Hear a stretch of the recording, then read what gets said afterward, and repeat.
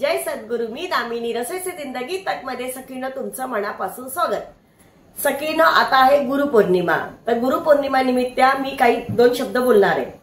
सगळ्यात प्रथम गुरु आपला कोण असतो? तो आपले आई वडील असतात। दुसरा गुरु कोण असतो? आपण जो गुरु मानू तो असतो। तिसरा गुरु असतो आपला शिक्षक। तर तुम्हा सर्वांना गुरुपौर्णिमेच्या हार्दिक शुभेच्छा। तर सखीनं आपण देवापुढे पान ठेवलेला आहे आणि हा नैवेद्य आपण कसा केला ते बघूया। तर चला सखीनं, आपण गुरुपौर्णिमा आहे ना त्यानिमित्त खास खपली गव्हाची खीर करणार आहोत। तर तुम्हाला दाखवते खपली गहू। तर याची सगळी ना वरची साल काढलेली असते बघा, अशी असतात खपली गहू। तर आपण खास गुरुपौर्णिमेनिमित्त आपण खपली गव्हाची खीर करणार आहोत आणि त्याच्याबरोबरच संपूर्ण अशी थाळी करणार आहोत।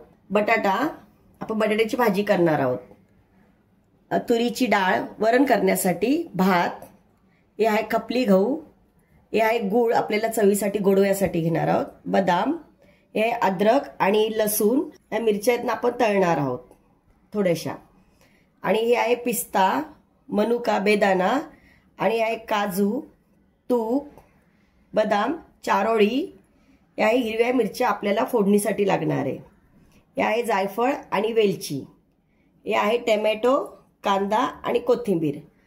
आपण आधी काय करूया, हे खपली गहू आहेत की नाही स्वच्छ धुवून घेऊया। हे मी साफ करून घेतलेले आहेत, हे 3-4 पाण्याने आपण स्वच्छ धुऊया।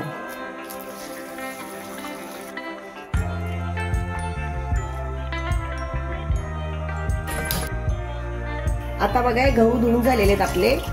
आपण याला ना 7 ते 8 शिट्ट्या करून घेणार आहोत, कारण गहू कसे जरा शिजले पाहिजेत ना व्यवस्थित मऊ असे।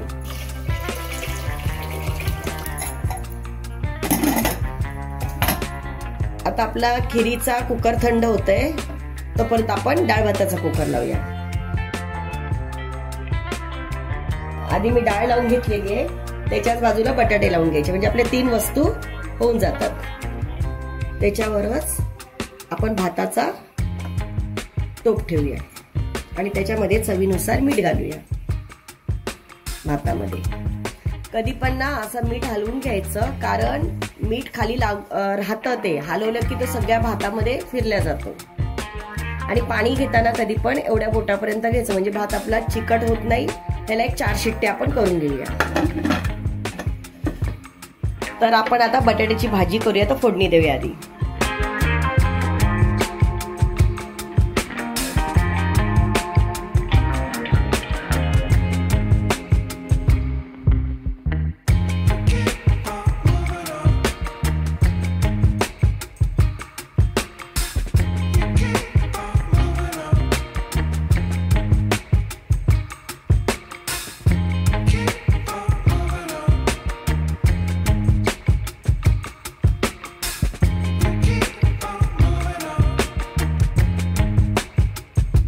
आता आपली भाजी तयार आहे। थोडीशी कोथिंबीर त्याच्यावरती आपण घालून घेऊया।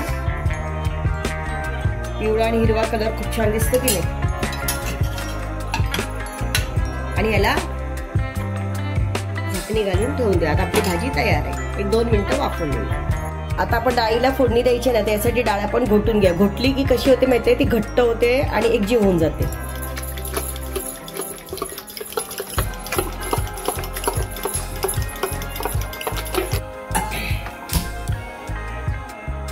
राई, थोडेसे जिरे नेहमी चोळून घालायचे, पत्ता,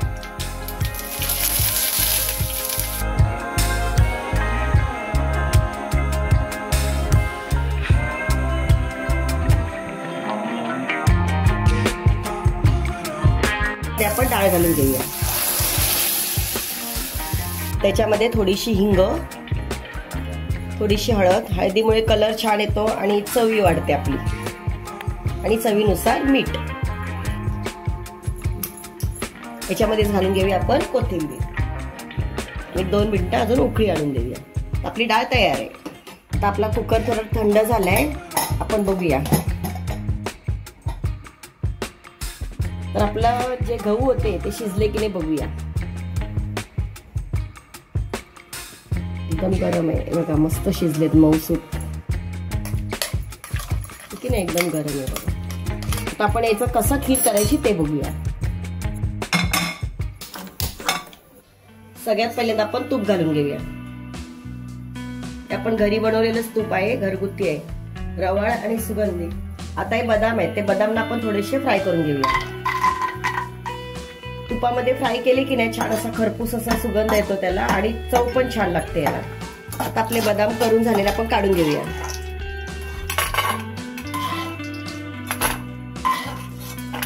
त्याच्यामध्येच आपण काजू घालून घेऊया. काजू ना लगेचच लालसर होतात बघा. तर काजू झालेत, आपण काजू काढून घेऊया.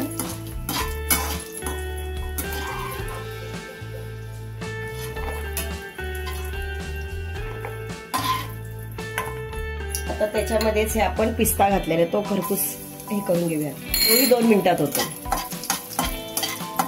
लगेच करपला जातो तो, लगेच काढून घ्यायचा.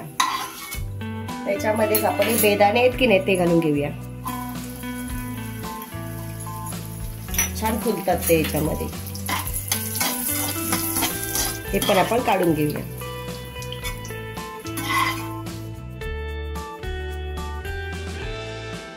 आता हे चारोळी आहेत ते पण आपण फ्राय करून घेऊया. चारोळी पण याच्यामध्ये फार छान लागतात. हा काढून घेऊया आपण. लगेच ते फटाफट होतात. पिस्ता, मनुका आणि चारोळी. थोडा बदामाला वेळ लागतो. आता हे आपल्या याच्यामध्ये तूप आहे, तर या तुपामध्येच आपण आणखी तूप घालून घेऊया. खीर असते ना त्याला जरा तूप जास्त लागतं आणि मग छान लागते ती.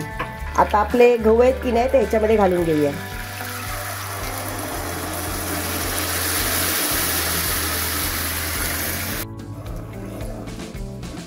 आपण खिरीमध्ये गुळ घालूया. गावठी गुळ आहे आणि गरमी खूप आहे त्याच्यामुळे तो पातळ झाला खिसल्यानंतर. आता गोड तुम्हाला किती हवं त्या हिशोबाने.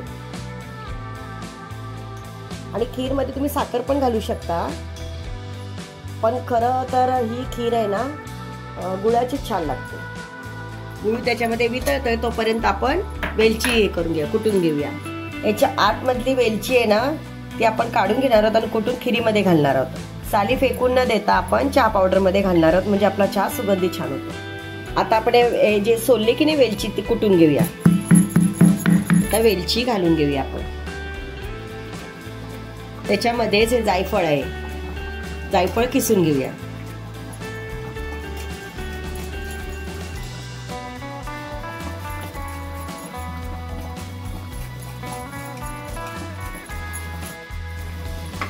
आता बघा आपली खीर छान उखळलेली आहे. त्याच्यामध्येच आपण जो हा सुका मेवा होता, हा जो आपण सुका मेवा सगळा फ्राय करून घेतलेला तो घालून घेऊया. याच्यामध्ये तुम्ही दूध पण घालू शकता, पण बिन दुधाची जास्त अशी छान लागते. मग नंतर आपण वरतून दूध घालू शकतो. याच्यात थोडस 5 मिनिटं याला आपण उकळी येऊन देऊया. आणखी शिजवून घेऊया 5 मिनिटं, म्हणजे सगळे जिन्नस आहेत आपण जे टाकलेले आहेत त्याच्यामध्ये बरोबर एकजीव होतील. 5 मिनिटं झाकणी घालून ठेवूया. आता 5 मिनिटं झालेली आहेत, आपण खोलून बघूया. मस्त आपली खीर झालेली आहे. आता त्याच्यामध्ये थोडस आपण गोड पदार्थामध्ये कधी पण थोडस मीठ घालायचं, चव आणखीन वाढते. आता याच्यात तर आपण दूध टाकलेलं नाही म्हणून फाटण्याचा प्रश्नच येत नाही. आता आपण ही एका बाउलमध्ये काढून घेऊया. आपली खीर तयार आहे.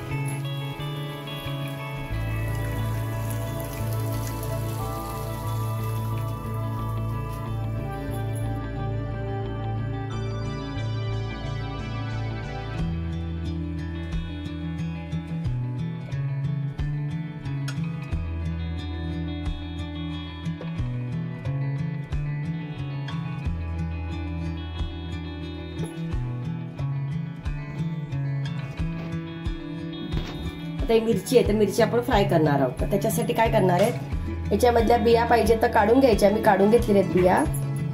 आणि याच्यामध्ये थोडस असं मीठ लावायचं चिमूटभर आणि त्याच्यामध्ये जिरे घालायचे. अतिशय छान लागते मिरची, तिखट नसते ही मिरची. आणि अशी ठेवायची आणि याला बाजूने तेल सोडूयात आपण. हे ना थोडस बारीक गॅसवर करून घ्यायचं आणि थोडस असं तेल सोडायचं याच्यावर. याला जास्त तेल लागत नाही. आणि मिरची आपण अशी फ्राय करून घ्यायची. ही बघा आपली मिरची कशी मस्त खरपूस भाजून झालेली आहे की नाही. थोडी पलटी केली की आणखीन भाजून येईल. हे बघा आपण हिला पलटी करून घ्या. आपली मिरची तयार आहे. ही आता गरम याच्यात भाजून होणार. आता नैवेद्यासाठी आपण चपाती करून घेऊया.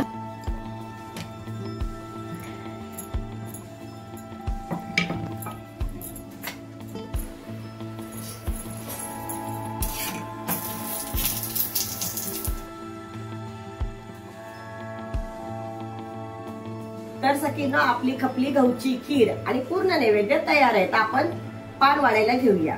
चला.